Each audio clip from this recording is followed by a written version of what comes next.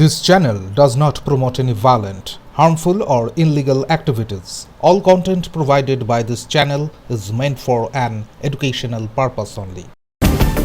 4 বছর আগে মালদহের মানিকচকে এক 9 বছরের শিশু কন্যাকে ধর্ষণের ঘটনায় তৃণমূল কর্মী রফিকুল ইসলামকে দোষী সাব্যস্ত করেছে আদালত। ভোট পরবর্তী হিংসায় 2011 সালে 4 জুন মানিকচকের বিজেপি কর্মীর শিশু কন্যার উপর পাশবিক অত্যাচার চালায় রফিকুল। পরিবার সূত্রের দাবি, মাঠে তারা কাজ করতে গিয়েছিল। সেই সময় রফিকুলের বাড়িতে খেলার সময় তাকে ঘরের ভিতর ডেকে নিয়ে গিয়ে অত্যাচার চালায় রফিকুল বলে দাবি পরিবারের। পরিবার সূত্রের দাবি, 20 বছরের সাজা হয়েছে রফিকুলের, তবে রফিকুলের ফাঁসির সাজা চেয়েছেন পরিবারের সদস্যরা। মাঠে কাজ করতে গেছিলাম, আমার মেয়েরা খেলতে গেছিল ভেলু মাস্টারের বাড়ি, রফিকুল ইসলামের বাড়ি। তারপর বাগানে খেলতে গিয়ে আতা পাতা খেলছিল আমার মেয়ে দুটাই, আমার ভাস্তার মেয়ে আর আমার মেয়ে। পাতা তুলতে গেছে আমার ভাস্তার মেয়ে, আর আমার মেয়ে ওখানে দাঁড়িয়েছিল।